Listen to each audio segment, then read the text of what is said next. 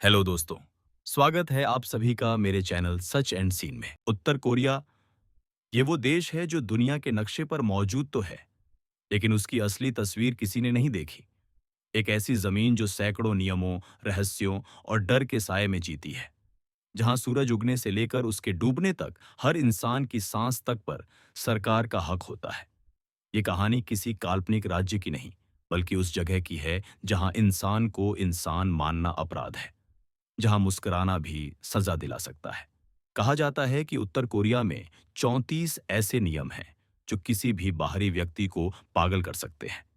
ये नियम इतने खौफनाक हैं कि सुनते ही दिल दहल जाता है। पहला नियम, यहाँ का हर नागरिक सुबह उठते ही सबसे पहले अपने नेता किम जोंग उन की तस्वीर को सलामी देता है, और अगर किसी ने ये करना भूल गया तो उसे जेल या मजदूरी शिविर में भेज दिया जाता है। दूसरे नियम के अनुसार कोई भी नागरिक अपने घर में नेता की तस्वीर पर धूल तक नहीं जमने दे सकता। अगर सरकार के निरीक्षक को तस्वीर पर जरा सा धब्बा भी दिख गया तो पूरी फैमिली को सजा मिलती है। तीसरा नियम, देश में केवल 28 तरह के हेयर स्टाइल मान्य हैं, और वो भी सरकार द्वारा तय किए गए। महिलाओं और पुरुषों दोनों के लिए हेयर कट के पैटर्न सरकार ने निर्धारित कर रखे हैं। अगर किसी ने स्टाइल बदला तो ये विद्रोह माना जाता है। चौथा नियम, यहाँ जीन्स पहनना मना है, क्योंकि जीन्स अमेरिकी साम्राज्यवाद का प्रतीक मानी जाती है।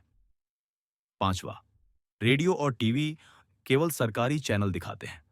बाहर की दुनिया की खबर सुनना देशद्रोह है। छठा नियम, कोई भी व्यक्ति अपने मोबाइल में विदेशी गाना नहीं रख सकता। यहां तक कि किसी विदेशी फिल्म का सीन देखना भी मौत की सजा तक ले जा सकता है। सातवां नियम, यहाँ की सड़कों पर कोई भी गाड़ी सिर्फ सरकारी अनुमति से चल सकती है। अगर कोई साधारण नागरिक कार खरीदना चाहे तो उसे पहले यह साबित करना पड़ता है कि वह राज्य की सेवा में कितना वफादार है। आठवां, यहाँ इंटरनेट नाम की कोई चीज आम जनता के लिए मौजूद नहीं। सिर्फ कुछ सरकारी अधिकारी इंट्रानेट नामक लोकल नेटवर्क इस्तेमाल करते हैं, जहां हर चीज फिल्टर की गई होती है। नौवां नियम, देश में हंसना, रोना या भावनाएं व्यक्त करना भी तय समय पर होता है। अगर किसी ने राष्ट्रीय शोक के दिन मुस्कुरा दिया तो वह देशद्रोही कहलाता है। 10वां नियम, यहाँ शादी से पहले सरकार से अनुमति लेनी पड़ती है, और शादी समारोह में किम इल सुंग और किम जोंग इल की तस्वीर लगाना अनिवार्य है। 11वां नियम, यहाँ जन्मदिन तक नेता के जन्मदिन के हिसाब से तय होते हैं।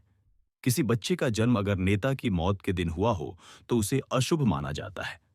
12वां नियम, यहाँ हर स्कूल में बच्चों को रोज यह सिखाया जाता है कि अमेरिका और दक्षिण कोरिया दुश्मन राष्ट्र हैं, और अगर युद्ध हुआ तो हर नागरिक को सैनिक बनना होगा। 13वां, यहाँ किसी के पास बाइबल या धार्मिक पुस्तक मिलना मौत का कारण बन सकता है।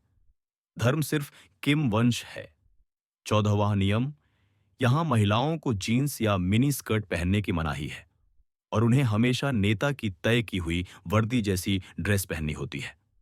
15वां, यहाँ अगर कोई विदेश से लौटा व्यक्ति किसी को अपनी कहानी सुनाता है तो उसे या तो गायब कर दिया जाता है या री एजुकेशन कैंप में भेजा जाता है, जहां इंसान अपनी पहचान खो देता है। 16वां नियम, यहाँ हर मोहल्ले में जासूस होते हैं जो अपने ही पड़ोसियों की रिपोर्ट करते हैं।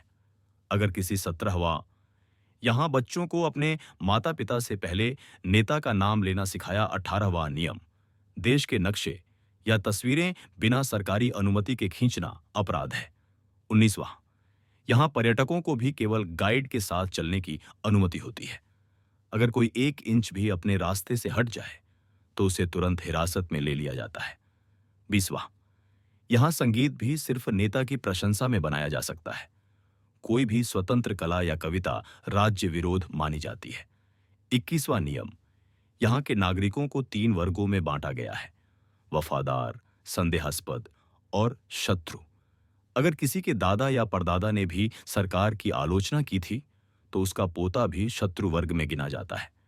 22वां नियम, यहाँ विदेश यात्रा लगभग असंभव है। केवल वही लोग बाहर जा सकते हैं जो किम शासन की सेवा में अडिग साबित हों।